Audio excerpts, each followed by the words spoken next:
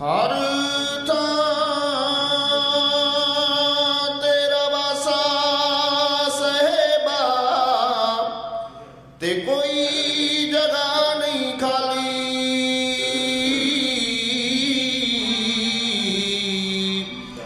ਗਗਨ ਪਤਾਲ ਰਮਿਆਂ ਵਿੱਚ ਭੀਤਰ,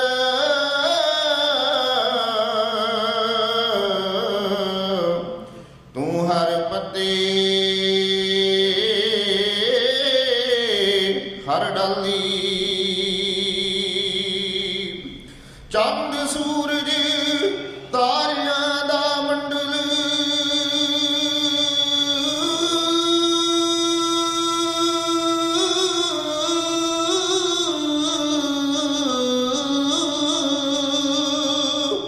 ਤੂੰ ਕੈਸੀ ਜੋਤ ਜਗਾਈ। ਖੋਲ ਕਵਾੜ ਜੋੜ ਲੈ ਕਰਨੀ, ਤੇਰੇ ਦਰ ਤੇ ਖੜੇ ਸਵਾਲੀ।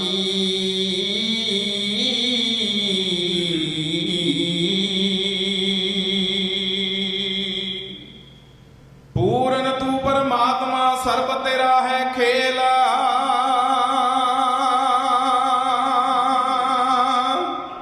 रोम रोम में रच रहे जैसे तेल मेला, पूरा प्रभ आराध्या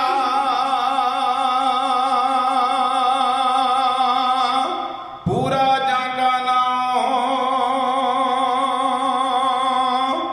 नानक पूरा पाया पूरे के गुण गाओ।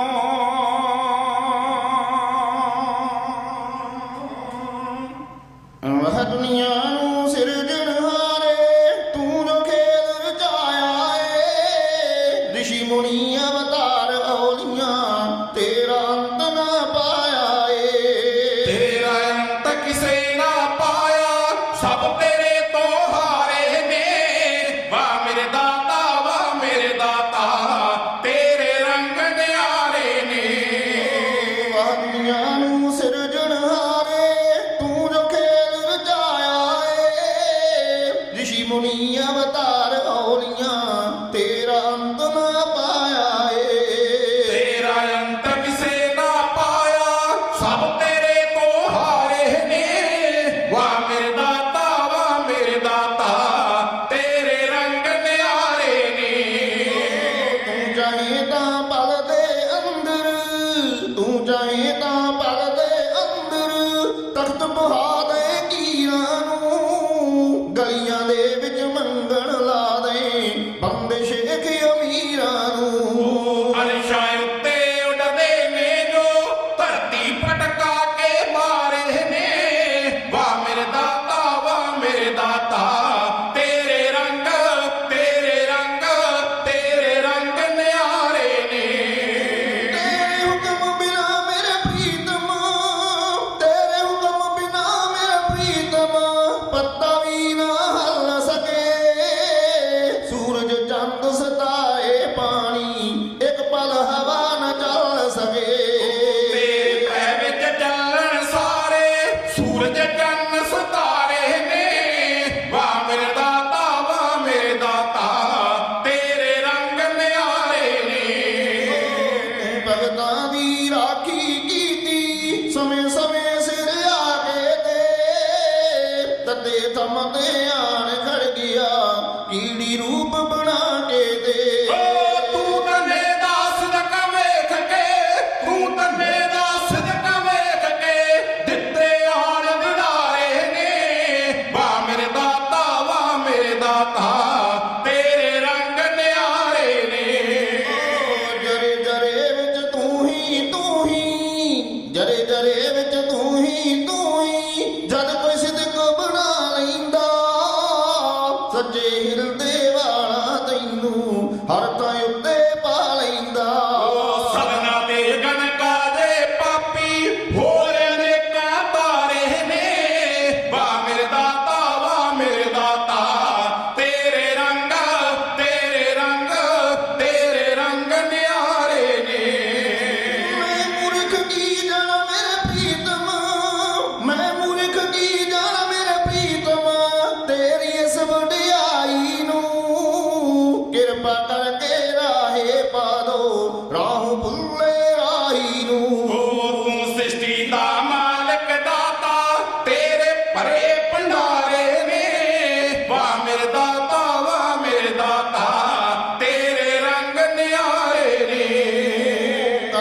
ਮਿਹਰ ਕੇ ਚਲਨੀ ਲਾ ਲੋ ਸਾਨੂੰ ਔਗਣ ਆਇਆ ਨੂੰ ਲਫ਼ਜ਼ਾਂ ਦੀ ਭਿਖਿਆ ਤੋਰੋ ਕਵਿਤਾ ਦੇ ਵਣਜਾਰਿਆਂ ਨੂੰ ਕਾਲੋਂ ਤੇ ਸੁਖਵਿੰਦਰ ਤੇਰੇ ਕਾਲੋਂ ਤੇ ਸੁਖਵਿੰਦਰ ਤੇਰੇ ਚਰਨਾਂ ਤੋਂ ਬਲਹਾਰੇ ਨੇ ਵਾਹ ਮੇਰੇ ਦਾਤਾ ਵਾਹ ਮੇਰੇ ਦਾਤਾ ਤੇਰੇ ਰੰਗ ਤੇਰੇ ਰੰਗ ਤੇਰੇ ਰੰਗ ਨਿਆਰੇ ਨੇ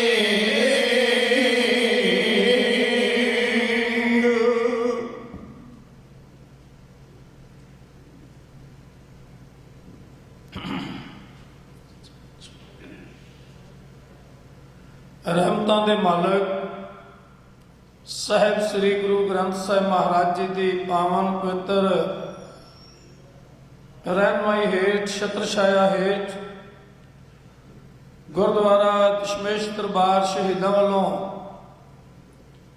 ਆਰੰਭੀ ਹੋਈ ਪ੍ਰੋਗਰਾਮਾਂ ਦੀ ਲੜੀ ਦੇ ਤਹਿਤ ਇੱਕ ਵਾਰੀ ਫਿਰ ਆਪ ਸਾਡੀ ਗੁਰੂ ਕੀ ਸੰਗਤ ਦੇ ਰੂਬਰੂ ਹੋਣ ਦਾ ਮੌਕਾ ਮਿਲਿਆ ਹੈ। ਆਪ ਜੀ ਨੇ ਜਿੱਥੇ ਗੁਰਬਾਣੀ ਦੇ ਰੱਬੀ ਕੀਰਤਨ ਸ਼ਰਵਣ ਕੀਤੇ ਨੇ ਉੱਥੇ ਭਾਈ ਸਾਹਿਬ ਭਾਈ ਦਿਲਬਾਗ ਸਿੰਘ ਜੀ ਉਹਨਾਂ ਤੋਂ ਗੁਰੂ ਕੇ ਸ਼ਬਦ ਦੀ ਕਥਾ ਵਿਚਾਰ ਆਓ ਸਤਿਗੁਰਾਂ ਦੇ ਇਤਿਹਾਸ ਨੂੰ ਬਿਆਨ ਕਰੀਏ। ਉਸ ਤੋਂ ਪਹਿਲਾਂ ਸਰਬੱਤ ਮਾਈ ਭਾਈ ਜਿੰਨੇ ਵੀ ਜੁੜ ਬੈਠੇ ਹੋ ਸਤਿਗੁਰਾਂ ਦੀ ਮਹਾਨ ਬਖਸ਼ਿਸ਼ ਕੀਤੀ ਹੋਈ ਫਤਿਹ ਬੁਲਾਓ ਕਿਰਪਾ ਕਰੋ ਤੇ ਸਾਰੇ ਆਖੋ ਜੀ ਵਾਹਿਗੁਰੂ ਜੀ ਕਾ ਖਾਲਸਾ ਵਾਹਿਗੁਰੂ ਜੀ ਕੀ ਫਤਿਹ। ਆਪਾਂ ਸਭ ਜਾਣਦੇ ਹਾਂ ਕਿ ਕਰੋਨਾ ਵਾਇਰਸ ਦੇ ਕਾਰਨ ਗੁਰਦੁਆਰਿਆਂ ਦੇ ਅੰਦਰ ਸੰਗਤ ਦੇ ਇਕੱਤਰ ਹੋਣ ਉੱਪਰ ਕੁਝ ਪਾਬੰਦੀਆਂ ਨੇ ਜਾਂ ਇੰਝ ਕਹਿ ਲਓ ਕਿ ਸਮੇਂ ਨੂੰ ਮੁੱਖ ਰੱਖ ਕੇ ਆਪਾਂ ਸਰਕਾਰਾਂ ਦਾ ਹੈਲਥ ਡਿਪਾਰਟਮੈਂਟ ਦਾ ਸਾਥ ਦੇ ਰਹੇ ਹਾਂ ਪਰ ਜਿਹੜੀ ਗੁਰਮਤਿ ਗਿਆਨ ਦੀ ਲੜੀ ਹੈ ਉਹਨੂੰ ਚੱਲਦਿਆਂ ਰੱਖਣ ਵਾਸਤੇ ਇਹ ਸਾਰਾ ਪ੍ਰੋਗਰਾਮ ਬਣਾਇਆ ਗਿਆ ਹੈ ਔਰ ਚੈਨਲ ਪੰਜਾਬੀ ਦੇ ਮਾਧਿਅਮ ਰਾਹੀਂ ਆਪ ਜੀ ਤੱਕ ਪਹੁੰਚਣ ਦੀ ਪ੍ਰਬੰਧਕਾਂ ਵੱਲੋਂ ਕੋਸ਼ਿਸ਼ ਕੀਤੀ ਗਈ ਹੈ। ਆਪ ਜੀ ਸਹਿਯੋਗ ਵੀ ਦੇ ਰਹੇ ਹੋ ਔਰ ਧੰਨਵਾਦ ਹੈ। ਕੋਈ ਵੀ ਕੌਮ ਬਿਨਾਂ ਇਤਿਹਾਸ ਤੋਂ ਨਹੀਂ ਜੀ ਸਕਦੀ ਔਰ ਨਾ ਹੀ ਬਿਨਾਂ ਇਤਿਹਾਸ ਤੋਂ ਅੱਗੇ ਵੱਧ ਸਕਦੀ ਹੈ ਤਰੱਕੀ ਕਰ ਸਕਦੀ।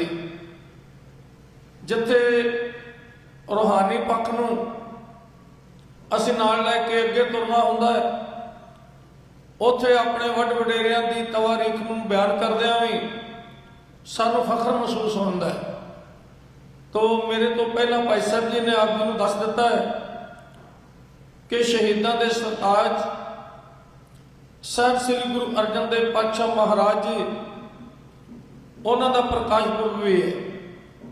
18 ਵਿਸਾਖ 1563 ਈਸਵੀ ਨੂੰ ਗੁਰਦੇਵ ਸੱਚੇ ਪਾਤਸ਼ਾਹ ਮਹਾਰਾਜ ਜੀ ਗੁਰੂ ਰਾਮਦਾਸ ਜੀ ਦੇ ਗ੍ਰਹਿ ਵਿਖੇ ਮਾਤਾ ਭਾਨੀ ਜੀ ਦੀ ਕੁੱਖ ਤੋਂ ਸ੍ਰੀ ਗੋਂਦਵਾਲ ਸਾਹਿਬ ਉੱਥੇ ਧੰਨ ਗੁਰੂ ਅਰਜਨ ਦੇਵ ਪਾਤਸ਼ਾਹ ਮਹਾਰਾਜ ਜੀ ਦਾ ਪ੍ਰਕਾਸ਼ ਹੋਇਆ। ਜਦੋਂ ਅਸੀਂ ਗੁਰ ਇਤਿਹਾਸ ਨੂੰ ਪੜ੍ਹਦੇ ਹਾਂ ਤਾਂ ਗੁਰੂ ਅਰਜਨ ਦੇਵ ਪਾਤਸ਼ਾਹ ਮਹਾਰਾਜ ਜੀ ਦੇ ਬੜੇ ਪਰਉਪਕਾਰ ਸਾਡੇ ਸਾਹਮਣੇ ਆਉਂਦੇ ਆ ਜਿਨ੍ਹਾਂ ਵਿੱਚੋਂ ਸਭ ਤੋਂ ਵੱਡਾ ਪਰਉਪਕਾਰ ਹੈ ਸਮੁੱਚੀ ਮਾਨਵਤਾ ਦਾ ਰੋਸ਼ਨ ਮਨਾਰ ਧਾਰਮਿਕ ਕੇਂਦਰ ਸ੍ਰੀ ਦਰਬਾਰ ਸਾਹਿਬ ਸ੍ਰੀ ਹਰਿਮੰਦਰ ਸਾਹਿਬ ਔਰ ਉਸ ਤੋਂ ਵੀ ਵੱਡਾ ਪਰਉਪਕਾਰ ਸਤਿਗੁਰਾਂ ਦੀ ਗੁਰਬਾਣੀ ਨੂੰ ਇੱਕ ਥਾਂ ਇਕੱਤਰ ਕਰਕੇ ਧੰਨ ਗੁਰੂ ਗ੍ਰੰਥ ਸਾਹਿਬ ਮਹਾਰਾਜ ਜੀ ਦੇ ਰੂਪ ਵਿੱਚ ਉਸ ਹਰਿਮੰਦਰ ਸਾਹਿਬ ਦੇ ਅੰਦਰ ਪ੍ਰਕਾਸ਼ਮਾਨ ਕਰ ਦੇਣਾ। ਖਾਲਸਾ ਜੀ ਗੁਰੂ ਗ੍ਰੰਥ ਸਾਹਿਬ ਮਹਾਰਾਜ ਜੀ ਦਾ ਵੀ ਇਤਿਹਾਸ ਹੈ ਔਰ ਇਹ ਇਤਿਹਾਸ ਗੁਰ ਇਤਿਹਾਸ ਤੋਂ ਸ਼ੁਰੂ ਹੋ ਜਾਂਦਾ ਹੈ ਕਿਉਂਕਿ ਧੰਨ ਗੁਰੂ ਨਾਨਕ ਸਾਹਿਬ ਮਹਾਰਾਜ ਜੀ ਨੂੰ ਜਿਹੜੀ ਬਾਣੀ ਧੁਰੋਂ ਆਉਂਦੀ ਪਰਮੇਸ਼ਰ ਦੀ ਕਿਰਪਾ ਨਾਲ ਜਿਸ ਬਾਣੀ ਨੂੰ ਉਹ ਉਚਾਰਦੇ ਸੰਭਾਲਦੇ ਤੇ ਇਸ ਤਰ੍ਹਾਂ ਇਹ ਸਾਰੀ ਬਾਣੀ ਗੁਰੂ ਅਰਜਨ ਦੇਵ ਪਾਤਸ਼ਾਹ ਮਹਾਰਾਜ ਤੱਕ ਪਹੁੰਚਦੀ ਹੈ। ਯਾਨੀ ਸ਼ਬਦ ਵੀ ਦੇਸ਼ ਰੂਪ ਸਤਿਗੁਰਾਂ ਦੇ ਨਾਲ ਆਪਣਾ ਸਫ਼ਰ ਕਰਦਾ ਹੈ। ਸਾਡੇ ਦੇਸ਼ ਅੰਦਰ ਇਸ ਆਲਮ ਦੇ ਅੰਦਰ ਬਹੁਤ ਬਹੁਤ ਅਨੁਭਵੀ ਪੁਰਸ਼ ਹੋਏ ਨੇ, ਜਿਨ੍ਹਾਂ ਦੇ ਅੰਦਰ ਉਸ ਵਾਹਿਗੁਰੂ ਨੂੰ ਮਿਲਣ ਦੀ ਤਲਬ ਪੈਦਾ ਹੋਈ, ਉਸ ਪਰਮੇਸ਼ਰ ਦੇ ਨਾਲ ਨੇੜਤਾ ਪ੍ਰਾਪਤ ਕਰਨ ਦਾ ਇਸ਼ਕ ਪੈਦਾ ਹੋਇਆ, ਔਰ ਉਹਨਾਂ ਨੇ ਉਸ ਨੂੰ ਮਿਲਣ ਦੇ ਯਤਨ ਵੀ ਕੀਤੇ। ਔਰ ਬਹੁਤ ਸਾਰੇ ਮਹਾਂਪੁਰਖ ਜਿਹੜੇ ਆਤਮ ਮਾਰਗ ਦੇ ਪਾਂਧੀ ਸੀ, ਜਾਨੀ ਅਧਿਆਤਮਵਾਦ ਦੇ ਰਸਤੇ ਤੇ ਚੱਲਣ ਵਾਲੇ, ਉਹ ਆਪਣੇ ਯਤਨਾਂ ਸਦਕਾ ਪਰਮੇਸ਼ਰ ਦੇ ਨਾਲ ਇੱਕਮਿਕ ਹੋਣ ਤੱਕ ਕਾਮਯਾਬ ਹੋ ਗਏ ਔਰ ਵਾਹਿਗੁਰੂ ਦੇ ਰੂਪ ਹੋਣ ਤੱਕ ਉਹ ਪਹੁੰਚ ਗਏ। ਪਰ ਉਹਨਾਂ ਦੇ ਇਸ ਮਹਾਨ ਤਜਰਬੇ ਦਾ ਸੰਸਾਰ ਨੂੰ ਕੋਈ ਲਾਭ ਨਾ ਹੋਇਆ, ਕਿਉਂਕਿ ਉਹ ਇਹਨਾਂ ਆਤਮਿਕ ਤਜਰਬਿਆਂ ਨੂੰ, ਇਸ ਰੂਹਾਨੀ ਮਾਰਗ ਦੀਆਂ ਮੁਸ਼ਕਲਾਂ ਨੂੰ ਔਰ ਇਹਨਾਂ ਔਕੜਾਂ ਨੂੰ ਸਰ ਕਰਨ ਵਾਸਤੇ ਜੋ ਤਰੀਕੇ ਉਹਨਾਂ ਲੱਭੇ, ਆਤਮਾ ਦਾ ਪਰਮੇਸ਼ਰ ਰੂਪੀ ਮਹਾਸਾਗਰ ਨਾਲ ਇੱਕਮਿਕ ਹੋਣਾ, ਉਹਨੂੰ ਉਹ ਕਿਤੇ ਲਿਖ ਕੇ ਨਹੀਂ ਛੱਡ ਕੇ ਗਏ। ਸੰਸਾਰ ਨੂੰ ਕੋਈ ਲਾਭ ਨਹੀਂ ਹੋਇਆ। ਧੰਨ ਗੁਰੂ ਅਰਜਨ ਦੇਵ ਪਾਤਸ਼ਾਹ ਮਹਾਰਾਜ ਜੀ ਨੇ ਮਹਾਨ ਕਿਰਪਾ ਕਰਕੇ ਗੁਰੂ ਗ੍ਰੰਥ ਸਾਹਿਬ ਮਹਾਰਾਜ ਜੀ ਦੇ ਰੂਪ ਵਿੱਚ ਸਮੁੱਚੇ ਸਿੱਖ ਜਗਤ ਨੂੰ ਇੱਕ ਐਸਾ ਗਿਆਨ ਦਾ ਭੰਡਾਰ ਦਿੱਤਾ ਹੈ, ਜਿਹਦੇ ਨਾਲ ਜੁੜ ਕੇ ਕੋਈ ਵੀ ਜਗਿਆਸੂ ਪਰਮੇਸ਼ਰ ਨੂੰ ਮਿਲਣ ਦੀ ਤਾਂਘ ਰੱਖਣ ਵਾਲਾ, ਉਹ ਆਪਣੀ ਮੰਜ਼ਿਲ ਤੇ ਪਹੁੰਚ ਸਕਦਾ ਹੈ। ਪਰ ਯਾਦ ਰੱਖੋ, ਸਤਿਗੁਰਾਂ ਉੱਤੇ ਮਹਾਨ ਬਖਸ਼ਿਸ਼ ਸੀ। ਜਦੋਂ ਛੋਟੇ ਜਿਹੇ ਸਨ ਤਾਂ ਉਦੋਂ ਹੀ ਗੁਰੂ ਅਮਰਦਾਸ ਸੱਚੇ ਪਾਤਸ਼ਾਹ ਮਹਾਰਾਜ ਨੇ ਕਹਿ ਦਿੱਤਾ ਸੀ, ਦੋਤਾ ਬਾਣੀ ਕਾ ਬੋਧ, ਭਾਵੇਂ ਬਾਣੀ ਦਾ ਇੱਕ ਇਸ ਤਰ੍ਹਾਂ ਦਾ ਜਹਾਜ਼ ਤਿਆਰ ਕਰਨਗੇ ਜਿਹਦੇ ਤੇ ਸਵਾਰ ਹੋ ਕੇ ਕਲਯੁਗੀ ਜੀਵ ਭਵਸਾਗਰ ਨੂੰ ਪਾਰ ਹੋਣਗੇ। ਤਾਂ ਸਮਾਂ ਚੱਲਦਾ ਗਿਆ, ਸ੍ਰੀ ਹਰਿਮੰਦਰ ਸਾਹਿਬ ਜੀ ਦੀ ਸਥਾਪਨਾ ਹੋ ਗਈ। ਤਾਂ ਧੰਨ ਗੁਰੂ ਅਰਜਨ ਦੇਵ ਪਾਤਸ਼ਾਹ ਮਹਾਰਾਜ ਜੀ ਦੀ ਮਹਿਮਾ, ਉਹਨਾਂ ਦੀ ਵਡਿਆਈ ਬਹੁਤ ਵੱਧ ਰਹੀ ਸੀ, ਕਿਉਂਕਿ ਉਹਨਾਂ ਨੇ ਲੋਕ ਹਿੱਤਾਂ ਵਾਸਤੇ ਬਹੁਤ ਸਾਰੇ ਕਾਰਜ ਕੀਤੇ। ਅੱਜ ਸੰਸਾਰ ਸਿੱਖ ਜਗਤ ਦੀਆਂ ਸੇਵਾਵਾਂ ਦੀ ਸ਼ੋਭਾ ਕਰ ਰਿਹਾ ਹੈ, ਪਰ ਇਹਦਾ ਮੂਲ, ਇਹਦੀਆਂ ਜੜ੍ਹਾਂ, ਇਹਦੀਆਂ ਸਿੱਖਿਆਵਾਂ ਸਾਡੇ ਗੁਰੂਆਂ ਦੇ ਇਤਿਹਾਸ ਵਿੱਚ ਛੁਪੀਆਂ ਹੋਈਆਂ ਹਨ। ਸਤਿਗੁਰਾਂ ਨੇ ਖੁਦ ਹੱਥੀਂ ਸੇਵਾ ਕਰ ਕਰਕੇ, ਕੋੜੀਆਂ ਦੀ ਹੱਥੀਂ ਸੇਵਾ ਕਰ ਕਰਕੇ ਔਰ ਲਕਾਈ ਦੀ ਸੇਵਾ ਕਰ ਕਰਕੇ ਸੇਵਾ ਕਰਨ ਵਾਸਤੇ ਮਾਰਗ ਤਿਆਰ ਕੀਤਾ। ਅੱਜ ਉਸ ਮਾਰਗ ਤੇ ਚੱਲ ਕੇ ਸਿੱਖ ਜਗਤ ਪ੍ਰਸ਼ੰਸਾ ਦਾ ਹੱਕਦਾਰ ਬਣ ਰਿਹਾ ਹੈ। ਉਸ ਜ਼ਮਾਨੇ ਵਿੱਚ ਕੁਝ ਲੋਕ ਵੱਖਰੀ ਗੱਦੀ ਲਾ ਕੇ ਬਹਿ ਗਏ, ਬਾਬਾ ਪ੍ਰਿਥੀ ਚੰਦ ਜੀ, ਔਰ ਹੌਲੀ ਹੌਲੀ ਉਹਨਾਂ ਨੇ ਗੁਰਬਾਣੀ ਦੀ ਰਚਨੀ ਸ਼ੁਰੂ ਕਰ ਦਿੱਤੀ। ਇਹ ਮਾਮਲਾ ਗੁਰੂ ਅਰਜਨ ਦੇਵ ਪਾਤਸ਼ਾਹ ਮਹਾਰਾਜ ਜੀ ਤੱਕ ਪਹੁੰਚਾ।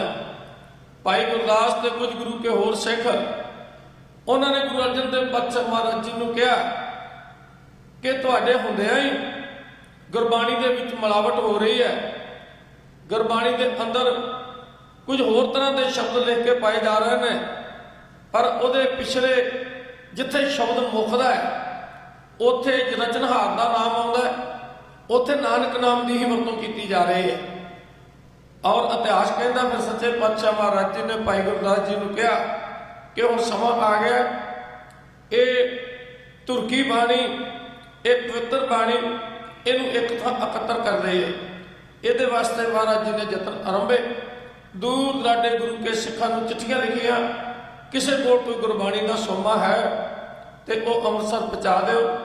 ਭਾਈ ਮੋਖਾ ਜੀ ਦੀ ਡਿਊਟੀ ਲਾਈ ਗਈ, ਉਹ ਸ਼੍ਰੀਲੰਕਾ ਤੋਂ ਕੁਝ ਗੁਰਬਾਣੀ ਦਾ ਸੋਮਾ ਲੈ ਕੇ ਆਏ, ਔਰ ਇਸੇ ਤਰ੍ਹਾਂ ਕੁਝ ਬਾਣੀ ਦੀਆਂ ਪੋਥੀਆਂ ਬਾਬਾ ਮੋਹਨ ਜੀ ਪਾਸਨ ਸਤਿਗੁਰਾਂ ਨੇ ਉਹ ਵੀ ਲਿਆਉਣ ਦਾ ਯਤਨ ਕੀਤਾ, ਤਾਂ ਕਿ ਕੋਈ ਐਸਾ ਮੁੱਢਲਾ ਸੋਮਾ ਰਹਿ ਨਾ ਜਾਏ ਜਿਹਦਾ ਅਧਿਐਨ ਨਾ ਹੋ ਸਕੇ।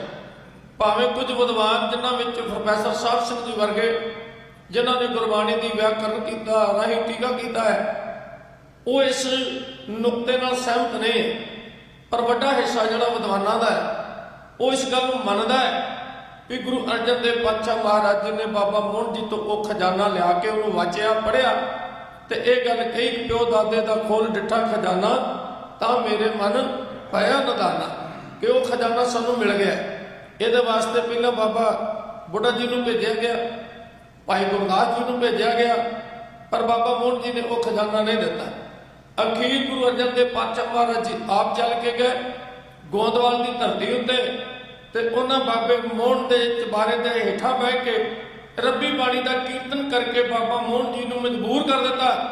ਪਿਆਰ ਦੇ ਨਾਲ, ਮੁਹੱਬਤ ਦੇ ਨਾਲ ਉਹਨਾਂ ਦਾ ਦਿਲ ਜਿੱਤ ਕੇ ਕਿ ਇਹ ਖਜ਼ਾਨਾ ਜੇ ਤੁਹਾਡੇ ਕੋਲ ਰਹੇਗਾ ਤੇ ਇੱਕ ਦੀਵਾਰ ਦੇ ਅੰਦਰ ਰਹੇਗਾ, ਜੇ ਇਹ ਖਜ਼ਾਨਾ ਵੱਡੇ ਖਜ਼ਾਨੇ ਨਾਲ ਰਲ ਜਾਂਦਾ ਹੈ ਤੇ ਸਮੁੱਚੇ ਸੰਸਾਰ ਵਾਸਤੇ, ਪੂਰੇ ਵਰਲਡ ਵਾਸਤੇ ਚਾਨਣ ਮਨਾਰਾ ਹੋਵੇਗਾ। ਆਓ ਕਿਵੇਂ ਹਜ਼ੂਰ ਸੱਚੇ ਪਾਤਸ਼ਾਹ ਮਹਾਰਾਜ ਜੀ ਨੇ ਬਾਬਾ ਮੋਹਨ ਜੀ ਕੋਲੋਂ ਬੜੇ ਨਿਆਰੇ ਢੰਗ ਨਾਲ ਉਹ ਪੋਥੀਆਂ ਲਿਆਉਣ ਦਾ ਯਤਨ ਕੀਤਾ, ਉਹਨਾਂ ਨੂੰ ਵਡਿਆ ਕੇ, ਉਹਨਾਂ ਦੀ ਤਾਰੀਫ ਕਰਕੇ ਜਾਂ ਉਹਨਾਂ ਨੂੰ ਪ੍ਰੇਰ ਕੇ ਕਹਿ ਲਓ, ਉਹ ਸਾਰਾ ਖਜ਼ਾਨਾ ਜਿਹੜਾ ਸੀ ਉਹ ਸੱਚੇ ਪਾਤਸ਼ਾਹ ਮਹਾਰਾਜ ਜੀ ਨੇ ਲਿਆਂਦਾ। ਧੰਨ ਗੁਰੂ ਅਰਜਨ ਦੇਵ ਪਾਤਸ਼ਾਹ ਮਹਾਰਾਜ ਜੀ ਉੱਥੇ ਜਾ ਕੇ ਕੀਰਤਨ ਕਰਕੇ ਇੱਕ ਮੁਹੱਬਤ ਭਰੀ ਵਿਧੀ ਦੇ ਨਾਲ, ਇੱਕ ਵੱਖਰੀ ਉਹਨਾਂ ਦੀ ਸ਼ੈਲੀ ਸੀ, ਉਸ ਢੰਗ ਨਾਲ ਕਹਿ ਰਹੇ ਨੇ, ਮੋਹਨ ਜੀਓ ਤੇਰੇ ਉੱਚੇ ਮੰਦਰ ਮਹਿਲ ਉਤਾਰੇ ਨੇ। ਵੈਸੇ ਮੋਹਨ ਪਰਮੇਸ਼ਰ ਦੇ ਪਰਖਾਏ ਹੈ ਔਰ ਗੁਰੂ ਗ੍ਰੰਥ ਸਾਹਿਬ ਮਹਾਰਾਜ ਜੀ ਦੇ ਅੰਦਰ 54 ਵਾਰੀ ਮੋਹਨ ਸ਼ਬਦ ਆਇਆ।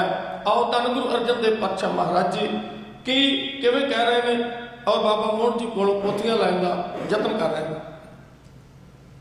ਲੈ ਕੇ ਸਿੱਖ ਸੰਗਤਾਂ ਨੂੰ ਸਤਿਗੁਰ ਚਾਲੇ ਪਾਏ ਨੇ, ਗੋਂਦਵਾਲ ਦੀ ਧਰਤੀ ਤੇ ਆ ਡੇਰੇ ਲਾਏ ਨੇ, ਗੋਂਦਵਾਲ ਦੀ ਧਰਤੀ ਤੇ ਆ ਡੇਰੇ ਲਾਏ ਨੇ। ਉਹ ਪਕੜ ਸਰੰਦਾ ਸਤਿਗੁਰ ਮੁਖੋਂ ਬਚਨ ਉਚਾਰੇ ਨੇ, ਮੋਹਨ ਜੀਓ ਤੇਰੇ ਉੱਚੇ ਮੰਦਰ ਮਹਿਲ ਅਪਾਰੇ ਨੇ, ਮੋਹਨ ਜੀਓ ਤੇਰੇ ਉੱਚੇ ਮੰਦਰ ਮਹਿਲ ਅਪਾਰੇ ਨੇ। ਲੈ ਕੇ ਸਿੱਖ ਸੰਗਤਾਂ ਨੂੰ ਸਤਿਗੁਰ ਚਾਲੇ ਪਾਏ ਨੇ, ਗੋਂਦਵਾਲ ਦੀ ਧਰਤੀ ਤੇ ਆ ਡੇਰੇ ਲਾਏ ਨੇ, ਗੋਂਦਵਾਲ ਦੀ ਧਰਤੀ ਤੇ ਆ ਡੇਰੇ ਲਾਏ ਨੇ।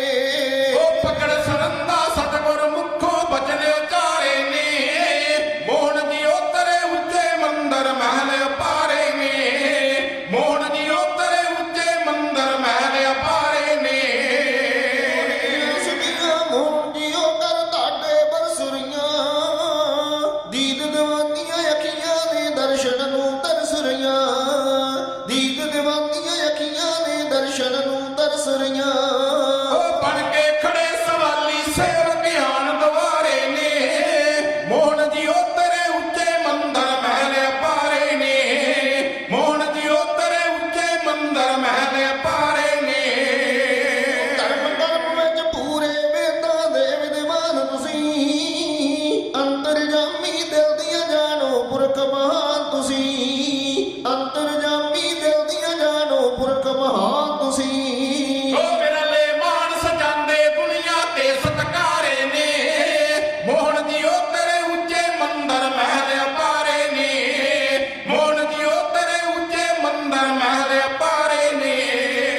ਮਾਖਿਓ ਮਿੱਠੇ ਮਨ ਨੂੰ ਮੋਹਣੇ ਬਚਨ ਅਨੂਪ ਬੜੇ, ਵੇਲੇ ਬਹਿ ਕੇ ਕਾਦਰ ਨੇ ਖੁਦ ਨਕਸ਼ ਸਰੂਪ ਜੜੇ, ਵੇਲੇ ਬਹਿ ਕੇ ਕਾਦਰ ਨੇ ਖੁਦ ਨਕਸ਼ ਸਰੂਪ ਜੜੇ। ਓਏ ਬਨਿਆਰੀ ਸੂਰਤ ਜਾਂਦੇ ਚੰਨ ਬਲਹਾਰੇ ਨੇ, ਮੋਹਨ ਜੀਓ ਤੇਰੇ ਉੱਚੇ ਮੰਦਰ ਮਹਿਲ ਅਪਾਰੇ ਨੇ, ਮੋਹਨ ਜੀਓ ਤੇਰੇ ਉੱਚੇ ਮੰਦਰ ਮਹਿਲ ਅਪਾਰੇ ਨੇ। ਸੋਨੇ ਬਹੁਤ ਕੀਮਤੀ ਪਿਆ ਖਜ਼ਾਨਾ ਏ, ਕੋਲ ਸਾਡੇ ਬਹੁਤ ਕੀਮਤੀ ਪਿਆ ਖਜ਼ਾਨਾ ਏ, ਸਾਰੇ ਜਗ ਨੂੰ ਵੰਡੀਏ ਸਾਡਾ ਅਸਲ ਨਿਸ਼ਾਨਾ ਏ, ਸਾਰੇ ਜਗ ਨੂੰ ਵੰਡੀਏ ਸਾਡਾ ਅਸਲ ਨਿਸ਼ਾਨਾ ਏ। ਓ ਗੁਰੂ ਨਾਨਕ ਦੀ ਸਿੱਖੀ ਦੇ ਕੁਝ ਪੱਖ ਨਿਆਰੇ ਨੇ, ਗੁਰੂ ਨਾਨਕ ਦੀ ਸਿੱਖੀ ਦੇ ਕੁਝ ਪੱਖ ਨਿਆਰੇ ਨੇ, ਮੋਹਨ ਜੀਓ ਤੇਰੇ ਉੱਚੇ ਮੰਦਰ ਮਹਿਲ ਅਪਾਰੇ ਨੇ, ਮੋਹਨ ਜੀਓ ਤੇਰੇ ਉੱਚੇ ਮੰਦਰ ਮਹਿਲ ਅਪਾਰੇ ਨੇ। ਮਨਮੁਖ ਬੰਦੇ ਅੰਮ੍ਰਿਤ ਦੇ ਵਿੱਚ ਜ਼ਹਿਰ ਮਿਲਾ ਰਹੇ ਨੇ, ਨਾਨਕ ਨਾਮ ਦੇ ਥੱਲੇ ਨਕਲੀ ਬਾਣੀ ਗਾ ਰਹੇ ਨੇ, ਨਾਨਕ ਨਾਮ ਦੇ ਥੱਲੇ ਨਕਲੀ ਬਾਣੀ ਗਾ ਰਹੇ ਨੇ। ਓ ਕਿਸ ਨੂੰ ਅਸਲੀ ਮੰਨੀਏ ਸੋਚਣ ਸਿੱਖ ਵਿਚਾਰੇ ਨੇ, ਮੋਹਨ ਜੀਓ ਤੇਰੇ ਉੱਚੇ ਮੰਦਰ ਮਹਿਲ ਅਪਾਰੇ ਨੇ, ਮੋਹਨ ਜੀਓ ਤੇਰੇ ਉੱਚੇ ਮੰਦਰ ਮਹਿਲ ਅਪਾਰੇ ਨੇ। ਮਨ ਲਓ ਅਰਜ ਅਸਾਂ ਦੀ ਤੇ ਹੁਣ ਬਿਰਤੀ ਖੋਲ ਦਿਓ, ਸਾਧ ਸੰਗਤ ਦੀ ਝੋਲੀ ਵਸਤੂ ਪਾਇਣ ਮੋਲ ਦਿਓ, ਸਾਧ ਸੰਗਤ ਦੀ ਝੋਲੀ ਵਸਤੂ ਪਾਇਣ ਮੋਲ ਦਿਓ।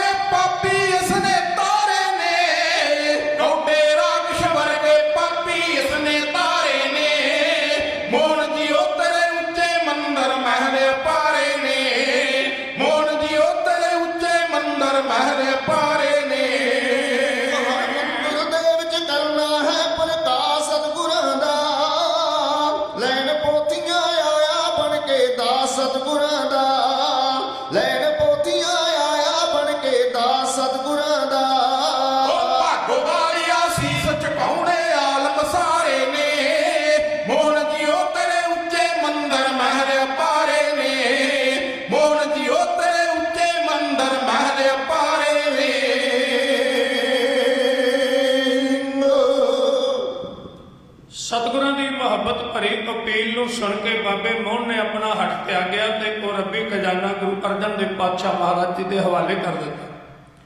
ਪਰੰਪਰਾਗਤ ਸੀਨਾ ਮਸੀਨਾ ਇਹ ਗੱਲ ਤੁਰੀ ਆਉਂਦੀ ਹੈ ਕਿ ਉਹਨਾਂ ਪੋਥੀਆਂ ਨੂੰ ਪਾਲਕੀ ਵਿੱਚ ਰੱਖ ਕੇ ਨੰਗੇ ਪੈਰੀ ਸੱਚੇ ਪਾਤਸ਼ਾਹ ਮਹਾਰਾਜ ਚਵਰ ਕਰਦੇ ਹੋਏ ਸਤਿਕਾਰ ਨਾਲ ਇਹ ਰੱਬੀ ਰੂਹਾਨੀਅਤ ਖਜ਼ਾਨਾ ਲੈ ਕੇ ਅੰਮ੍ਰਿਤਸਰ ਪਹੁੰਚੇ ਤੇ ਸਰੋਵਰ ਦੇ ਉਸ ਪਾਸੇ ਚੜ੍ਹਦੇ ਵਾਲੇ ਪਾਸੇ ਜਿੱਥੇ ਦੁੱਖ ਭੰਜਨੀ ਬੇਰੀ ਹੈ ਉਹਦੇ ਖੱਬੇ ਪਾਸੇ ਇੱਕ ਥੜਾ ਹੈ ਔਰ ਕਹਿੰਦੇ ਸੱਚੇ ਪਾਤਸ਼ਾਹ ਮਹਾਰਾਜ ਜੀ ਨੇ ਉੱਥੇ ਜਾ ਕੇ ਇਹ ਪੋਥੀਆਂ ਟਿਕਾ ਦਿੱਤੀਆਂ। ਜਦੋਂ ਤੁਸੀਂ ਸਰਾਂ ਵਾਲੇ ਪਾਸਿਓਂ ਸ੍ਰੀ ਦਰਬਾਰ ਸਾਹਿਬ ਜੀ ਦੇ ਦਰਸ਼ਨ ਕਰਨ ਜਾਂਦੇ ਹੋ ਤਾਂ ਇਹ ਬਿਲਕੁਲ ਸਥਾਨ ਤੁਹਾਡੇ ਸਾਹਮਣੇ ਆਉਂਦਾ ਹੈ ਔਰ ਇੱਥੇ ਪੋਥੀਆਂ ਟਿਕਾ ਕੇ ਧੰਨ ਗੁਰੂ ਅਰਜਨ ਦੇਵ ਪਾਤਸ਼ਾਹ ਜੀ ਨੇ ਸਭ ਤੋਂ ਪਹਿਲਾਂ ਅਕਾਲ ਪੁਰਖ ਪਰਮੇਸ਼ਰ ਦਾ ਸ਼ੁਕਰਾਨਾ ਕਰਦਿਆਂ ਗੁਰੂ ਨਾਨਕ ਦਾ ਸ਼ੁਕਰਾਨਾ ਕਰਦਿਆਂ ਔਰ ਸੀਸ ਝੁਕਾਇਆ ਸੀ ਕਿ ਹੁਣ ਜੋ ਅਸੀਂ ਕਾਰਜ ਕਰਨ ਲੱਗੇ ਹਾਂ ਉਹਦੇ ਵਿੱਚ ਕੋਈ ਦਿੱਕਤ ਨਹੀਂ ਆਏਗੀ। ਲਗਭਗ ਸਾਰੀ ਸਮੱਗਰੀ ਧੰਨ ਗੁਰੂ ਅਰਜਨ ਦੇਵ ਪਾਤਸ਼ਾਹ ਮਹਾਰਾਜ ਜੀ ਤੱਕ ਪਹੁੰਚ ਗਈ ਸੀ। ਫਿਰ ਗੁਰਦੁਆਰਾ ਜਿੱਥੇ ਰਾਮਸਰ ਹੈ ਉੱਥੇ ਬਹੁਤ ਸਾਰੇ ਦਰਖਤਾਂ ਦਾ ਇੱਕ ਸੋਹਣਾ ਝੁੰਡ ਸੀ ਔਰ ਉੱਥੇ ਹਜ਼ੂਰ ਨੇ ਤੰਬੂ ਕਾਇਨਾਤ ਔਰ ਇਸ ਤਰ੍ਹਾਂ ਦਾ ਪ੍ਰਬੰਧ ਕੀਤਾ ਤਾਂ ਕਿ ਇਸ ਕਾਰਜ ਵਿੱਚ ਕੋਈ ਵਿਘਨ ਨਾ ਪਾ ਸਕੇ। ਸਾਰੀ ਸਮੱਗਰੀ ਭਗਤਾਂ ਦੀ ਬਾਣੀ, ਗੁਰੂਆਂ ਦੀ ਬਾਣੀ, ਭੱਟਾਂ ਦੀ ਬਾਣੀ, ਹੁਣ ਸਾਰਾ ਕੁਝ ਮਹਾਰਾਜ ਕੋਲ ਮੌਜੂਦ ਸੀ। ਇਹਨੂੰ ਇੱਕ ਬੀੜ ਦੇ ਰੂਪ ਵਿੱਚ ਤਰਤੀਬ ਦੇਣੀ ਸੀ, ਰਾਗਾਂ ਦੀ ਚੋਣ ਕਰਨੀ ਸੀ ਔਰ ਇੱਕ ਗ੍ਰੰਥ ਦੇ ਰੂਪ ਵਿੱਚ ਤਿਆਰ ਕਰਨਾ ਸੀ। ਇਹਦੇ ਵਾਸਤੇ ਜਿੱਥੇ ਵਾਜੂ ਮੰਡਲ ਬਿਲਕੁਲ ਇਕਾਂਤ ਚਾਹੀਦਾ ਸੀ ਉੱਥੇ ਨਾਲ ਨਾਲ ਇਕਾਗਰਤਾ ਨੂੰ ਕਾਇਮ ਰੱਖਣ ਵਾਸਤੇ ਵੀ ਕੁਝ ਇਸ ਤਰ੍ਹਾਂ ਦੇ ਨੁਕਤੇ ਵਿਚਾਰਨ ਦੀ ਲੋੜ ਸੀ ਜਿਹਨੂੰ ਗੁਰਦੇਵ ਨੇ ਮੁੱਖ ਰੱਖ ਕੇ ਆਪਣੇ ਸਿੱਖਾਂ ਦੀ ਡਿਊਟੀ ਲਾਈ ਕਿ ਤੁਸੀਂ ਪਹਿਰੇ ਤੇ ਖੜ ਜਾਣਾ ਔਰ ਕਿਸੇ ਨੂੰ ਇੱਧਰ ਨਹੀਂ ਆਉਣ ਦੇਣਾ। ਭਾਈ ਗੁਰਦਾਸ ਜੀ ਨੂੰ ਇਹ ਹੁਕਮ ਲੱਗਾ ਕਿ ਤੁਸੀਂ ਜੋ ਅਸੀਂ ਕਹੀਏ ਉਹਨੂੰ ਲਿਖੀ ਜਾਣਾ ਹੈ ਔਰ ਜਿਹੜਾ ਕਾਗਜ਼ ਸੀ ਉਹ ਕਸ਼ਮੀਰ ਤੋਂ ਮੰਗਾਇਆ ਗਿਆ। ਬਹੁਤ ਆਲਾ ਕਿਸਮ ਦੀ ਸ਼ਾਹੀ ਤਿਆਰ ਕਰਕੇ, ਕਿਉਂਕਿ ਲਿਖਣ ਦਾ ਰਿਵਾਜ ਲਗਭਗ 8ਵੀਂ ਸਦੀ ਤੋਂ ਪੈ ਗਿਆ ਸੀ ਕਿਤਾਬਾਂ ਦੇ ਰੂਪ ਵਿੱਚ। ਹੌਲੀ ਹੌਲੀ ਇਹ ਵਿਧੀ ਤਰੱਕੀ ਕਰਦੀ ਗਈ ਔਰ ਅੱਜ ਤੱਕ ਸਾਡੇ ਕੋਲ ਪਹੁੰਚੀ ਹੈ। ਲੇਕਿਨ ਉਦੋਂ ਹੱਥ ਨਾਲ ਸੀ ਹੀ ਬੀੜਾ ਲਿਖੀਆਂ ਜਾਂਦੀਆਂ ਸੀ। तो महाराज जी बैठ गए, सारी समग्री उन्होंने कोल है।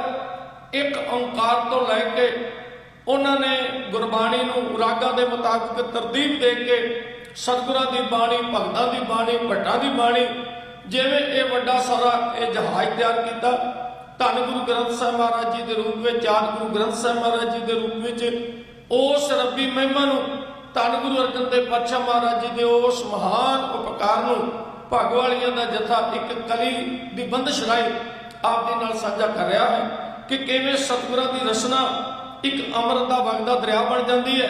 ते आ जिहड़ा गुरबाणी दा अनमुल्ला खजाना साडे कोल है जिन्हों समुचा संसार सत्कार दे रहा है, ये किवें होंद विच आया वो बेनती की जा रही है।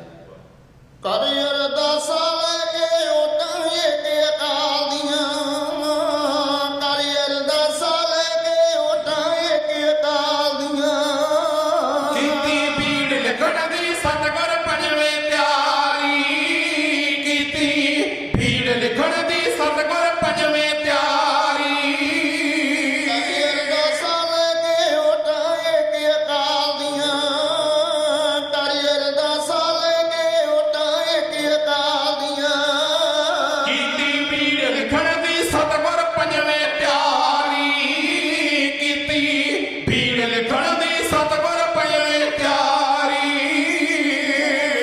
कूड़ी अंधेरा जग चों ईमां भरमां दा मिट जाऊ, कूड़ी अंधेरा जग चों ईमां भरमां दा, सजदी जोत जगाउणी चाहुंदे पर उपकारी, सजदी जोत जगाउणी चाहुंदे पर उपकारी, कोई आखड़ सैद लिया के गोंदवाल दी धरती तो, आखड़ सैद लिया के गोंदवाल दी धरती तो, सैंचियां विचली बाणी पड़ी गुरां ने सारी, सैंचियां विचली बाणी पड़ी गुरां ने सारी, मिट्टा कोख जाना प्यो दाते दी रहमत दा,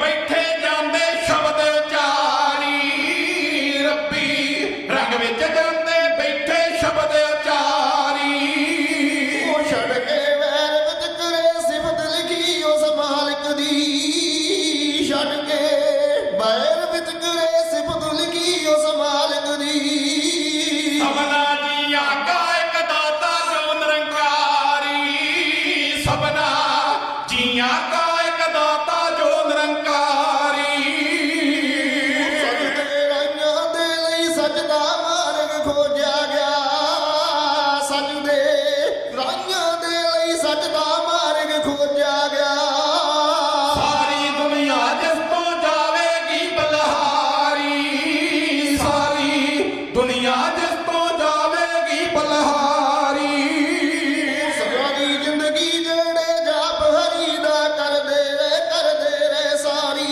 ਜ਼ਿੰਦਗੀ ਜਿਹੜੇ ਜਾਪ ਹਰੀ ਦਾ ਕਰਦੇ ਰਹੇ ਰੱਬ ਦੇ ਭਗਤਾਂ ਦੀ ਗੁਰਦਾਤੇ ਭੇਜ ਸਵਾਰੀ ਰੱਬ ਦੇ ਭਗਤਾਂ ਦੀ ਗੁਰਦਾਤੇ ਭੇਜ ਸਵਾਰੀ ਰੱਬੀ ਨੂਰ ਖਜ਼ਾਨਾ ਜਿੰਨਾ ਵੇਖਿਆ ਸੀ ਗੁਰ ਦਰਸ਼ਨ ਤੋਂ ਰੱਬੀ ਨੂਰ ਖਜ਼ਾਨਾ ਜਿੰਨਾ ਵੇਖਿਆ ਸੀ ਗੁਰ ਦਰਸ਼ਨ ਤੋਂ ਗੁਰਸਿੱਖ ਭੱਟਾ ਦੀ ਵੀ ਬਾਣੀ ਗਈ ਉਚਾਰੀ ਗੁਰਸਿੱਖ ਭੱਟਾ ਦੀ ਵੀ ਬਾਣੀ ਗਈ ਉਚਾਰੀ ਪੀਲੂ ਕਾਨਾ ਛੱਜੂ ਸ਼ਾਹ ਹੁਸੈਨ ਨਵਾਜੇ ਨਾ ਪੀਲੂ ਕਾਨਾ ਛੱਜੂ ਸ਼ਾਹ ਹੁਸੈਨ ਨਵਾਜੇ ਨਾ ਕਰਦੇ ਮਾਨ ਸੀ ਬਹੁਤਾ ਵਿਦਿਆ ਦਾ ਹੰਕਾਰੀ ਕਰਦੇ ਮਾਨ ਸੀ ਬਹੁਤਾ ਵਿਦਿਆ ਦਾ ਹੰਕਾਰੀ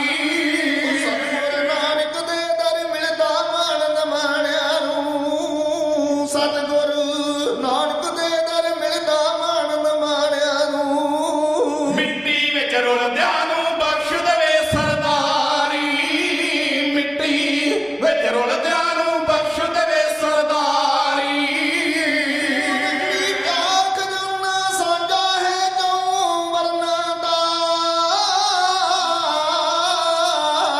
ਰੱਬੀ ਪਿਆਰ ਖਜ਼ਾਨਾ ਸਾਂਝਾ ਹੈ ਚੋਂ ਵਰਨਾਂ ਦਾ ਰੱਬੀ ਪਿਆਰ ਖਜ਼ਾਨਾ ਸਾਂਝਾ ਹੈ ਚੋਂ ਵਰਨਾਂ ਦਾ ਪੱਤੀ ਪੀੜ ਪੁਰਾਣੇ ਜਗ ਨੂੰ ਤਾਰਨ ਹਾਰੀ ਪੱਤੀ ਪੀੜ ਪੁਰਾਣੇ ਜਗ ਨੂੰ ਤਾਰਨ ਹਾਰੀ ਭਾਗੋ ਵਾਲੀਆਂ ਕਰਕੇ ਕਰਮ ਪ੍ਰੀਤਮ ਮੇਰੇ ਨੇ ਭਾਗੋ ਵਾਲੀਆਂ ਕਰਕੇ ਕਰਮ ਪ੍ਰੀਤਮ ਮੇਰੇ ਨੇ ਤੇਰਾ ਕੀਤਾ ਜਪੋ ਨਾਹੀ ਅਰਥ ਗੁਜ਼ਾਰੀ ਤੇਰਾ ਕੀਤਾ ਜਪੋ ਨਾਹੀ ਅਰਥ ਗੁਜ਼ਾਰੀ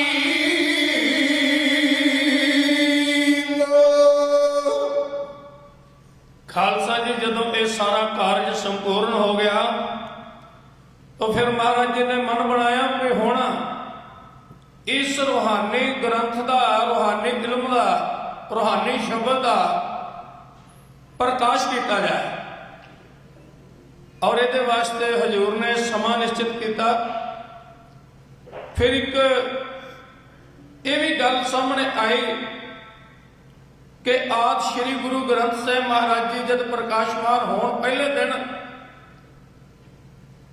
ਤੋ ਗ੍ਰੰਥੀ ਦੀ ਸੇਵਾ ਪ੍ਰਕਾਸ਼ ਕਰਨ ਦਾ ਅਧਿਕਾਰ ਕਿਸ ਨੂੰ ਦਿੱਤਾ ਜਾਏ। ਮੈਂ ਕੱਲ ਵੀ ਬੇਨਤੀ ਕੀਤੀ ਸੀ ਕਿ ਗੁਰੂ ਇੱਕ ਵਿਅਕਤੀ ਨਹੀਂ ਹੈ, ਉਹ ਇਸ ਬ੍ਰਹਮੰਡੀ ਸ਼ਕਤੀ ਦਾ ਇੱਕ ਨੂਰੀ ਵਰਤਾਰਾ ਹੈ ਜਿਹਨੂੰ ਆਪਾਂ ਕੇਵਲ ਸਰੀਰ ਨਾਲ ਜਾਂ ਇੱਕ ਦੇਸ਼ ਨਾਲ ਇੱਕ ਮਜ਼ਹਬ ਨਾਲ ਜੋੜ ਕੇ ਨਹੀਂ ਵੇਖ ਸਕਦੇ। ਗੁਰੂ ਨੂੰ ਸਮਝਣ ਵਾਸਤੇ ਤੁਹਾਨੂੰ ਰੂਹਾਨੀ ਸਾਗਰ ਦੇ ਡੂੰਘੇ ਉਸ ਮਹਾਸਾਗਰ ਵਿੱਚ ਟੁੱਬੀ ਲਾਉਣੀ ਪਵੇ। ਗੁਰੂ ਜੋ ਵੀ ਬਣਾਉਂਦਾ ਹੈ, ਜੋ ਸਿਰਜਦਾ ਹੈ, ਉਹਦਾ ਸੰਬੰਧ ਸਮੁੱਚੀ ਲਕਾਈ ਨਾਲ ਹੁੰਦਾ ਹੈ, ਮਾਨਵਤਾ ਦੇ ਭਲੇ ਨਾਲ ਹੁੰਦਾ ਹੈ। ਤਾਂ ਮਹਾਰਾਜ ਜੀ ਨੇ ਬਾਬਾ ਬੁੱਢਾ ਸਾਹਿਬ ਜੀ ਦੀ ਚੋਣ ਕੀਤੀ। ਉਸ ਵਕਤ ਉਹਨਾਂ ਦੀ ਉਮਰ ਕਾਫੀ ਵਡੇਰੀ ਸੀ, ਪਰ ਗੁਰਦੇਵ ਪਾਤਸ਼ਾਹ ਮਹਾਰਾਜ ਜੀ ਦੀ ਨਿਗਾਹ ਵਿੱਚ ਉਹ ਸਭ ਤੋਂ ਪਹਿਲਾਂ ਆਏ। ਔਰ ਰਾਮਸਰ ਵਾਲੀ ਜਗ੍ਹਾ ਤੋਂ ਮਹਾਰਾਜ ਨੇ ਆਦਿ ਸ੍ਰੀ ਗੁਰੂ ਗ੍ਰੰਥ ਸਾਹਿਬ ਮਹਾਰਾਜ ਜੀ ਨੂੰ ਸਤਿਕਾਰ ਨਾਲ ਛਤਰ ਚਲਾ ਕੇ ਚੌਰ ਕਰਦੇ ਆ ਸ੍ਰੀ ਦਰਬਾਰ ਸਾਹਿਬ ਤੱਕ ਲਿਆਂਦਾ। ਬਹੁਤ ਸਾਰੀ ਸੰਗਤ ਇਕੱਤਰ ਹੋ ਗਈ, ਰਾਗੀ ਸਿੰਘ ਬੈਠੇ ਹੋਏ ਸੀ ਔਰ ਸਤਿਕਾਰ ਨਾਲ ਪੀੜੇ ਉੱਤੇ ਧੰਨ ਗੁਰੂ ਗ੍ਰੰਥ ਸਾਹਿਬ ਮਹਾਰਾਜ ਜੀ ਨੂੰ ਸਜਾ ਕੇ ਫਿਰ ਮੇਰੇ ਸਤਿਗੁਰੂ ਸਾਹਿਬ ਕਹਿਣ ਲੱਗੇ, ਬੁੱਢਾ ਸਾਹਿਬ ਖੋਲੋ ਅਬ ਗ੍ਰੰਥ, ਲਿਓ ਆਵਾਜ਼, ਸੁਣੇ ਸਭ ਪੰਥ। ਪੰਥ ਭਾਵ ਮਾਰਿਆ ਸਿੱਕਾ ਜਗਤ ਵਿੱਚ, ਨਾਨਕ ਨਿਰਮਲ ਪੰਥ ਚਲਾਇਆ। ਵੇਖੋ ਹੁਣ ਗੁਰੂ ਦੀ ਕਲਾ, ਪ੍ਰਕਾਸ਼ ਬਾਬਾ ਬੁੱਢਾ ਸਾਹਿਬ ਕਰਦੇ ਨੇ, ਵਾਕ ਪਹਿਲਾਂ ਬਾਬਾ ਬੁੱਢਾ ਸਾਹਿਬ ਲੈਂਦੇ ਨੇ, ਤੇ ਉਸ ਵੇਲੇ ਗੁਰੂ ਕਿੱਥੇ ਹੁੰਦਾ? ਸੰਗਤ ਵਿੱਚ, ਸਰੋਤਿਆਂ ਵਿੱਚ। ਇੱਕ ਮਾਨ ਮਰਜ਼ਾਦਾ ਬੰਨ੍ਹਤੀ ਕਿ ਇਹ ਰੂਹਾਨੀ ਸ਼ਬਦ ਜਦ ਪ੍ਰਕਾਸ਼ਮਾਨ ਹੋ ਰਿਹਾ ਹੁੰਦਾ ਹੈ, ਉਸ ਵਕਤ ਗ੍ਰੰਥੀ ਸਿੰਘ ਇੱਕ ਆਪਣੀ ਭੂਮਿਕਾ ਨਿਭਾ ਰਿਹਾ ਹੁੰਦਾ ਹੈ, ਪਰ ਸ਼ਬਦ ਦੀ ਵਡਿਆਈ ਇੰਨੀ ਵੱਡੀ ਹੁੰਦੀ ਹੈ ਕਿ ਗੁਰੂ ਹੁੰਦਿਆਂ ਦੇ ਸਰੂਪ ਵਿੱਚ ਵੀ ਧੰਨ ਗੁਰੂ ਅਰਜਨ ਦੇਵ ਪਾਤਸ਼ਾਹ ਮਹਾਰਾਜ ਸੰਗਤ ਵਿੱਚ ਬੈਠ ਕੇ ਉਸ ਵਾਕ ਨੂੰ ਸਰਵਣ ਕਰ ਰਹੇ ਹੁੰਦੇ। ਇਹ ਦੱਸਣ ਵਾਸਤੇ ਕਿ ਅੱਗੋਂ ਇਹ ਮਰਜ਼ਾਦਾ ਕਿਵੇਂ ਚੱਲਣੀ ਹੈ ਤੇ ਸਤਿਕਾਰ ਕਿਵੇਂ ਕਰਨਾ ਹੈ ਧੰਨ ਗੁਰੂ ਗ੍ਰੰਥ ਸਾਹਿਬ ਮਹਾਰਾਜ ਜੀ ਦਾ ਔਰ ਗੁਰੂ ਘਰ ਦੇ ਵਜ਼ੀਰ ਦਾ। ਹੌਲੀ ਹੌਲੀ ਇਹਨਾਂ ਪਰੰਪਰਾਵਾਂ ਵਿੱਚ ਕਮਜ਼ੋਰੀਆਂ ਆਉਂਦੀਆਂ ਜਾ ਰਹੀਆਂ ਨੇ। ਪ੍ਰਬੰਧਕੀ ਢਾਂਚਾ ਪ੍ਰਬੰਧਕ ਹੋਣ ਨਾਲੋਂ ਕੁਝ ਇਸ ਤਰ੍ਹਾਂ ਦੀ ਬਿਰਤੀ ਬਣਾ ਕੇ ਬਹਿ ਜਾਂਦਾ ਹੈ ਜਿਹਦੇ ਵਿੱਚ ਗ੍ਰੰਥੀ ਸਿੰਘ ਦਾ ਕਈ ਵਾਰੀ ਉਹ ਸਤਿਕਾਰ ਨਜ਼ਰ ਨਹੀਂ ਆਉਂਦਾ ਜੋ ਧੰਨ ਗੁਰੂ ਗ੍ਰੰਥ ਸਾਹਿਬ ਮਹਾਰਾਜ ਜੀ ਗੁਰੂ ਅਰਜਨ ਦੇਵ ਪਾਤਸ਼ਾਹ ਮਹਾਰਾਜ ਜੀ ਬਣਾ ਕੇ ਗਏ। ਇਸ ਕਰਕੇ ਜਿੱਥੇ ਹੋਰ ਬਹੁਤ ਸਾਰੀਆਂ ਤਬਦੀਲੀਆਂ ਦੀ ਜ਼ਰੂਰਤ ਹੈ, ਉੱਥੇ ਨਾਲ ਨਾਲ ਗੁਰੂ ਦੀ ਫਿਲਾਸਫੀ ਨੂੰ ਅੱਗੇ ਵਧਾਉਣ ਵਾਸਤੇ ਸਾਨੂੰ ਇਹਨਾਂ ਚੀਜ਼ਾਂ ਵੱਲ ਵੀ ਧਿਆਨ ਦੇਣਾ ਪਵੇਗਾ। ਗ੍ਰੰਥੀ ਦਾ ਸਤਿਕਾਰ, ਗੁਰੂ ਘਰ ਦੇ ਕੀਰਤਨੀਆਂ ਦਾ ਸਤਿਕਾਰ, ਢਾਡੀਆਂ ਦਾ ਸਤਿਕਾਰ, ਕਵੀਸ਼ਰਾਂ ਦਾ ਸਤਿਕਾਰ, ਪਰ ਇਹਦੇ ਵਾਸਤੇ ਇਸ ਸ਼੍ਰੇਣੀ ਨਾਲ ਜਿਹੜੇ ਜੁੜੇ ਲੋਕ ਨੇ ਉਹਨਾਂ ਨੂੰ ਵੀ ਆਪਣੇ ਅੰਦਰ ਗੁਣ ਪੈਦਾ ਕਰਨੇ ਪੈਣਗੇ।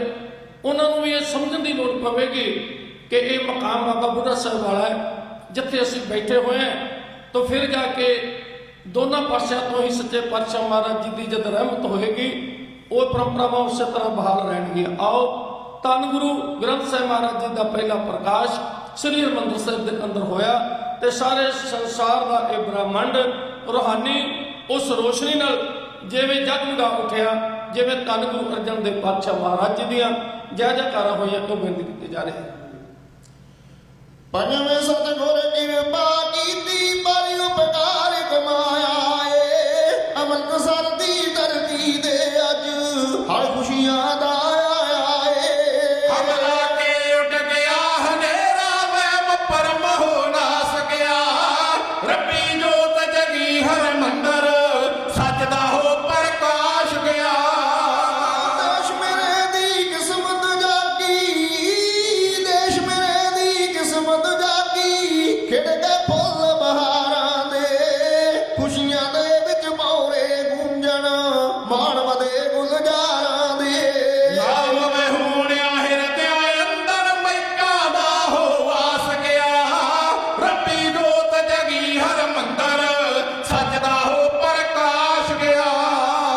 ਗਿਆਨ ਦੇ ਬੰਦੀ ਖੀਵੇ ਹੋ ਕੇ ਗੀਤ ਖੁਸ਼ੀ ਦੇ ਗਾ ਰਹੇ ਸੀ, ਕੁਦਰਤ ਰਾਣੀ ਮੋਲ ਉੱਠੀ ਤੇ ਜੋਤੇ ਫੁੱਲ ਬਰਸਾ ਰਹੇ ਸੀ। ਓ ਸ਼ਬਦ ਗੁਰੂ ਨੇ ਪਾਰ ਲਗਾਉਣਾ, ਸ਼ਬਦ ਗੁਰੂ ਨੇ ਪਾਰ ਲਗਾਉਣਾ, ਸਭ ਨੂੰ ਹੋ ਦਰਵਾ ਸਕਿਆ, ਰੱਬੀ ਜੋਤ ਜਗੀ ਹਰ ਮੰਦਰ ਸੱਚਦਾ ਹੋ ਪ੍ਰਕਾਸ਼ ਗਿਆ।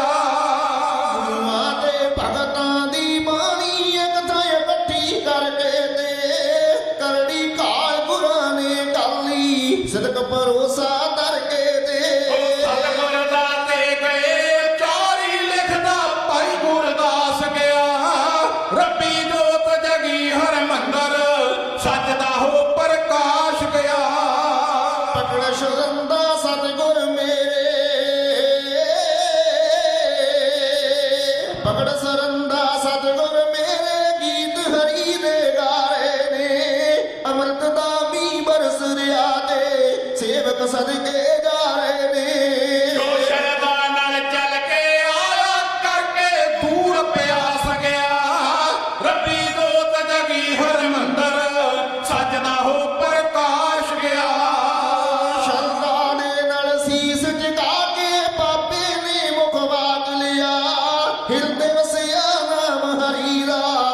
ਸੰਤਾਂ ਪਤਰਾ ਆਵਾਜ਼ ਲਿਆ ਸੰਤਾ ਕਾਰਜ ਆਪ ਖਲੋਇਆ, ਸੰਤਾ ਕਾਰਜ ਆਪ ਖਲੋਇਆ, ਹਰ ਕਾਰਜ ਹੋ ਰਾਸ ਗਿਆ। ਰੱਬੀ ਜੋਤ ਜਗੀ ਹਰਮੰਦਰ, ਸੱਚ ਦਾ ਹੋ ਪ੍ਰਕਾਸ਼ ਗਿਆ। ਇੱਕ ਸੁਰ ਹੋ ਕੇ ਸਿੱਖ ਸੰਗਤਾਂ ਨੇ ਸ਼ਬਦ ਪੜੇ ਗੁਰਬਾਣੀ ਦੇ ਸਤਿਗੁਰ ਦੇ ਚਰਨਾਂ ਵਿੱਚ ਰਹਿ ਕੇ ਸੁਖ ਜ਼ਿੰਦਗੀ ਦੇ ਮਾਣੀ ਦੇ ਅਮਰਤ ਨਾ ਪਰਮੇਸ਼ਰ ਤੇਰਾ, ਹਰ ਦਿਲ ਭਰੀ ਮਿਠਾਸ ਗਿਆ। ਰੱਬੀ ਜੋਤ ਜਗੀ ਹਰਮੰਦਰ, ਸੱਚ ਦਾ ਹੋ ਪ੍ਰਕਾਸ਼ ਗਿਆ। ਤਤਵੀ ਬ੍ਰਾਹਮਣ ਸ਼ੂਦ ਵੈਸ ਦਾ ਸਾਂਝਾ ਸੀ ਇੱਕ ਵੇਸ ਹੋਇਆ ਸਭਨਾਂ ਦੀਆਂ ਕਾ ਇੱਕੋ ਦਾਤਾ ਜਦ ਹਿਰਦੇ ਪਰਵੇਸ਼ ਹੋਇਆ ਨੀਚੋਂ ਊਚ ਕਰੇ ਮੇਰਾ ਗੋਬਿੰਦ, ਪੱਕਾ ਹੋ ਵਿਸ਼ਵਾਸ ਗਿਆ। ਰੱਬੀ ਜੋਤ ਜਗੀ ਹਰਮੰਦਰ, ਸੱਚ ਦਾ ਹੋ ਪ੍ਰਕਾਸ਼ ਗਿਆ। ਜਸ ਹਰੀ ਦਾ ਕਰਦੇ ਰਾਗੀ ਸੰਗਤਾਂ ਦੇ ਮਨ ਮੋਰੇ ਨੇ ਅੰਮ੍ਰਿਤ ਨਾਮ ਸਰੋਵਰ ਅੰਦਰ ਮਹਿਲ ਦਿਲਾਂ ਦੀ ਤੋਰੇ ਨੇ ਉਹ ਚਰਨਾਂ ਦੇ ਨਾਲ ਜੋੜੀ ਰੱਖੀ, ਹਰ ਜਨ ਕਰ ਅਰਦਾਸ ਗਿਆ। ਰੱਬੀ ਜੋਤ ਜਗੀ ਹਰਮੰਦਰ, ਸੱਚ ਦਾ ਹੋ ਪ੍ਰਕਾਸ਼ ਗਿਆ। ਅੱਜ ਤੋਂ ਸਾਲ ਸੈਂਕੜੇ ਪਹਿਲਾਂ ਅੱਜ ਤੋਂ ਸਾਲ ਸੈਂਕੜੇ ਪਹਿਲਾਂ ਤੋੜੇ ਬੰਦ ਜੰਜੀਰਾਂ ਦੇ ਕਲਯੁਗ ਅੰਦਰ ਸ਼ਬਦ ਗੁਰੂ ਹੈ ਝੂਠੇ ਮੇਲ ਸਰੀਰਾਂ ਦੇ ਭਾਗੋ ਵਾਲੀਆਂ ਦੇ ਸੰਗ ਜੁੜ ਕੇ, ਭਾਗੋ ਵਾਲੀਆਂ ਦੇ ਸੰਗ ਜੁੜ ਕੇ, ਸੇਖੋਂ ਵੀ ਹੋ ਖਾਸ ਗਿਆ। ਰੱਬੀ ਜੋਤ ਜਗੀ ਹਰਮੰਦਰ, ਸੱਚ ਦਾ ਹੋ ਪ੍ਰਕਾਸ਼ ਗਿਆ ਜੀ, ਸੱਚ ਦਾ ਹੋ ਪ੍ਰਕਾਸ਼ ਗਿਆ।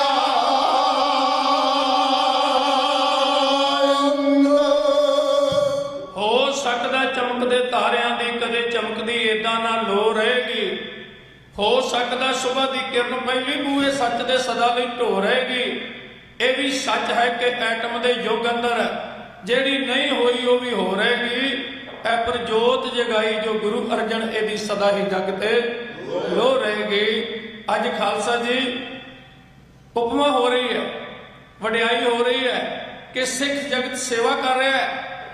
ਜਦੋਂ ਤੁਸੀਂ ਡੂੰਘੀ ਨਿਗਾਹ ਨਾਲ ਵੇਖੋਗੇ ਤੇ ਸ਼ਬਦ ਹੀ ਸੰਸਾਰ ਦੀ ਸੇਵਾ ਕਰ ਰਿਹਾ ਹੈ, ਕਿਉਂਕਿ ਜਿਹੜੇ ਹੱਥ ਲੋਕਾਂ ਦੀ ਸੇਵਾ ਵਿੱਚ ਜੁਟੇ ਹੋਏ ਨੇ ਉਹਨਾਂ ਹੱਥਾਂ ਦੇ ਪਿੱਛੇ ਧੰਨ ਗੁਰੂ ਗ੍ਰੰਥ ਸਾਹਿਬ ਮਹਾਰਾਜ ਜੀ ਦੀ ਸ਼ਬਦ ਰੂਪੀ ਕਰਾਮਾਤ ਉਹ ਤਲੀਮ ਵਰਤ ਰਹੀ ਹੈ। ਸੋ ਆਓ ਅਗਲਾ ਜਿਹੜਾ ਪ੍ਰੋਗਰਾਮ ਹੈ ਗਿਆਨੀ ਗੁਰਚਰਨ ਸਿੰਘ ਜੀ ਤੁਹਾਡੇ ਨਾਲ ਸਾਂਝਾ ਕਰਨਗੇ। ਸਮਾਂ 1-2 ਮਿੰਟ ਉੱਤੇ ਹੋ ਗਿਆ। ਅੱਜ ਧੰਨ ਗੁਰੂ ਅਰਜਨ ਦੇਵ ਪਾਤਸ਼ਾਹ ਮਹਾਰਾਜ ਜੀ ਦਾ ਪ੍ਰਕਾਸ਼ ਦਿਹਾੜਾ ਸੀ। ਸੋ ਸਾਰੇ ਪੱਖ ਤਾਂ ਨਹੀਂ ਕਹੇ ਜਾ ਸਕਦੇ, ਉਹਨਾਂ ਦਾ ਇੱਕ ਬਹੁਤ ਵੱਡਾ ਪਰਉਪਕਾਰ ਧੰਨ ਗੁਰੂ ਗ੍ਰੰਥ ਸਾਹਿਬ ਮਹਾਰਾਜ ਜੀ ਦੀ ਰੂਪ ਤੁਹਾਡੇ ਨਾਲ ਸਾਂਝਾ ਕੀਤਾ। ਪੰਜਾਂ ਭੁੱਲਾਂ ਦੀ ਖਿਮਾ ਜੀ। ਗਿਆਨੀ ਜੀ ਤੋਂ ਅਗਲਾ ਪ੍ਰੋਗਰਾਮ ਸਰਵਣ ਕਰੋ। ਵਾਹਿਗੁਰੂ ਜੀ ਕਾ ਖਾਲਸਾ, ਵਾਹਿਗੁਰੂ ਜੀ ਕੀ ਫਤਿਹ।